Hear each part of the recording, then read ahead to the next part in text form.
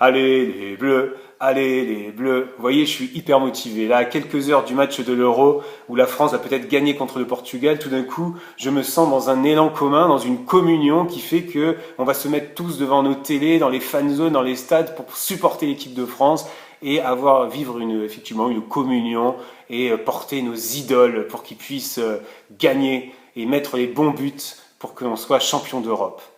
Et en même temps, je me pose la question de ma place au sein de cette foule. Je ne veux pas être rabat-joie, mais permettez-moi d'interroger cette place-là. Qu'est-ce qui fonde ma joie? Quel est le lien que j'ai véritable avec les uns et les autres? Rappelez-vous des moments de communion qu'on a eus dans les plus beaux moments et les pires moments. Est-ce que les Français étaient vraiment unis?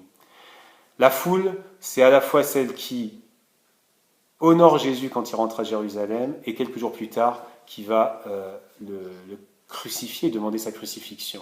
La foule, c'est celle qui à la fois se bat pour les droits civiques et les droits sociaux et à la fois celle qui va porter les plus grands génocides et les plus grandes catastrophes.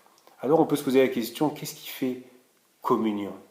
Eh bien dans l'Église, la communion, c'est le lieu où je suis invité et invité librement aussi à participer, à être membre de ce corps. Est-ce que je suis libre aujourd'hui? Ou est-ce que si je suis en dehors de cette communion sportive, je suis un traître ou un rabat-joie? La communion, c'est aussi où il y a des couleurs différentes, des gens qui viennent de milieux sociaux différents, et c'est le fait d'accepter l'autre dans sa différence. Je ne suis pas sûr que dans les virages de certains stades, la différence soit véritablement acceptée. La communion, c'est aussi celle où le plus faible a sa place, pas pour qu'il devienne fort, comme nous le vivons dans une solidarité, dans les sports collectifs, mais pour qu'il soit accepté dans sa vulnérabilité. Enfin, la communion dans l'Église, c'est là où nous refusons de nous mettre au service d'idoles.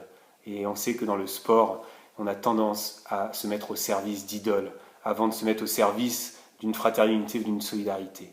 Alors je ne veux pas être donneur de leçons ou rabat-joie, parce que moi aussi ce soir, je vais soutenir l'équipe de France, et en même temps, je saurai, et j'espère, et je vous invite à le faire, à garder votre liberté dans cette émulation.